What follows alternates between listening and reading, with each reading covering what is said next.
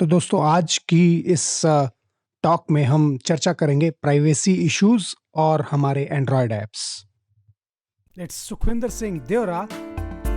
और आप सुन रहे हैं माई स्कूल पॉडकास्ट।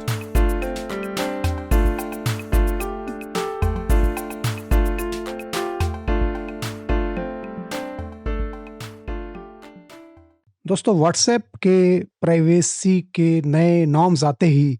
यूजर्स के अंदर हड़कंप मच गया इस बात को जानने के लिए कि क्या इन प्राइवेसी इश्यूज के कारण कुछ चेंजेस आएंगे, क्योंकि व्हाट्सएप ने ये अभी अभी कहा था कि मैं अपना सारा यूजर डाटा अपनी पेरेंट कंपनी के साथ शेयर करने वाला हूं। तो दोस्तों जानते हैं कि इसके क्या हमारे ऊपर प्रभाव पड़ने वाले हैं। जब भी हम प्राइवेसी की बात करें तो आपने देखा होगा कि जब भी आप व्हाट्सएप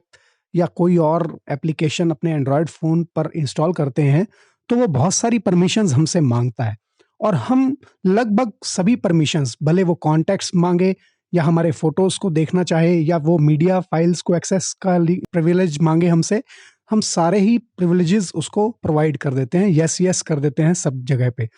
और लगभग सारी ही एप्लीकेशंस अभी तक जितने भी हम इस्तेमाल कर रहे हैं सभी आपके बारे में जानकारी एकत्रित करती हैं ताकि आपको और अच्छे से डाटा या आपको और नई चीज़ें परोस सके।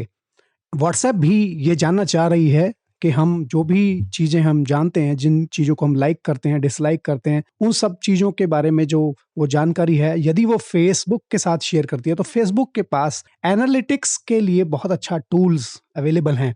तो वहां से वो हमारे बारे में और अच्छी जानकारी, पुख्ता जानकारी कस्टमर के बारे में जान पाएगी, और ऐसा करने से वो अपने बिजनेस को बढ़ाने में इस चीज की हेल्प ले सकती है। पर मजेदार बात यह है दोस्तों कि क्या हमें प्राइवेसी इश्यूज की चिंता करनी चाहिए या नहीं।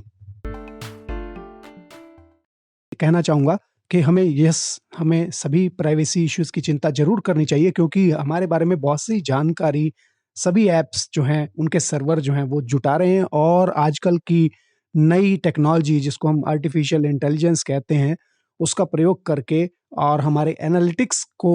जो है उसको देखने के बाद हमारे बारे में बहुत सारी ऐसी जानकारी एकत्रित करते हैं जो शायद एक यूजर खुद भी नहीं जानता अपने बारे में। तो इस प्रकार से जो जानकारी वो इकट्ठी कर लेगा तो उस जानकारी का वो उपयोग अलग-अलग सूरत में अलग-अलग तरीके से कर सकता है। जैसा कि आपने पहले भी सुना था कि अमेरिका के जो इलेक्शंस थे, कंपनी जो है उसने अमेरिकन इलेक्शंस को भी प्रभावित करने का प्रयास किया था, और जिसके ऊपर आरोप भी लगे थे, और बाद में उसमें काफ़ी लोगों ने इसके ऊपर कमेंट्स भी दिए, और उनकी पार्लियामेंट में भी जाकर उनको प्रमाणित करना पड़ा कि ऐसा हुआ या नहीं हुआ। और फेसबुक के मार्क जकरबर्ग भी उन लोगों में शामिल हैं जिन्होंने वहां पर बयान दिया था। तो इसलिए आप समझिए कि कितना ज्यादा इंपॉर्टेंट है हमारा डाटा, जिसका उपयोग जो है सभी कंपनियां कर सकती हैं। इसी चीज को ध्यान में रखते हुए इस चीज को जानना बहुत जरूरी है कि जो भी डाटा हम किसी भी कंपनी के साथ शेयर कर रहे हैं, क्या उसका इस्तेमाल किस तरीके से किया जाएगा। फेसबुक जब आपके डाटा के ऊपर काम करेगा, और अगर आपका फेसबुक अकाउंट भी है, तो मैं आपको जानने के लिए ज़रूरी समझता हूँ कि आपको पता लग जाए कि लगभग 80 से 90% तो लोग जो हैं वो व्हाट्सएप और फेसबुक दोनों या उनमें से किसी एक का इस्तेमाल ज़रूर करते हैं। और इसलिए कहना जो है नाकाफ़ी नहीं होगा कि लगभग 80% जो ऑनलाइन जनसंख्या है, या यूं कहें कि जो लोग ऑनलाइन हैं, उन सबकी जानकारी यदि फेसबुक तक पहुंच जाती है तो वो एक बहुत बड़ा प्लेयर बन जाएगा इस डिजिटल मार्केट में, और वो किसी के भी लाइक्स डिसलाइक्स को प्रभावित कर पाएगा, जैसा कि उसने पहले भी एक दफ़ा करके दिखाया है। तो इसलिए ये गुंजाइश इस बात की है कि क्या हम इस प्राइवेसी का चिंतन अपने आप करें या ना करें। तो इस चिंतन के मद्देनज़र मुझे यह लगता है कि हमें इस चीज़ को ध्यान रखना चाहिए कि लगभग सारा का सारा कंट्रोल एक कंपनी के हाथ में ना जाए, और उसके लिए ज़रूरी है कि जो व्हाट्सएप के कुछ अल्टरनेटिव मैसेजिंग ऐप्स हैं, आप उनका प्रयोग करना चालू कर दें। जैसे कि मेरे और आपके सर्कल में भी कई ऐसे दोस्त होंगे जिन्होंने अपने आप को व्हाट्सएप से अलग कर दिया है और अब सिग्नल या जो है टेलीग्राम एप्लीकेशन है इसके ऊपर शिफ्ट कर गए हैं। ठीक है, तो इससे होना ज़्यादा नहीं है, क्योंकि टेलीग्राम भी आपके डाटा को यूज़ करेगा, पर वो अलग कंपनी है, और मान लिया जाए व्हाट्सएप या फेसबुक जो उसकी पेरेंट कंपनी है वो अलग है। तो दोनों मिलकर अगर काम करेंगे तो ही उस डाटा पे ज़्यादा हमारे बारे में जानकारी एकत्रित कर पाएंगे। अदरवाइज जो है अगर दोनों में हेल्दी कंपटीशन चलता रहेगा तो एज ए कस्टमर हमें काफ़ी चीज़ें फ्री में, जैसा कि अभी तक मिलती आई हैं, वैसी मिलती चली जाएंगी और हमें ज़्यादा फर्क भी नहीं पड़ेगा।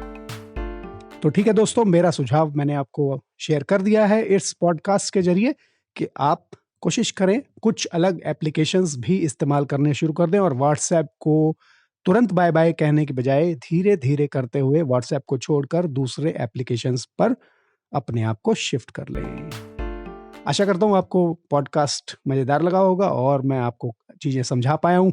अगले आने वाले पॉडकास्ट में भी हम ऐसी ही कुछ जरूरी जानकारी आपसे शेयर करेंगे। तो आते रहिएगा और सुनते रहिएगा माई स्कूल पॉडकास्ट। धन्यवाद। इट्स सुखविंदर सिंह देवरा और आप सुन रहे हैं माई स्कूल पॉडकास्ट।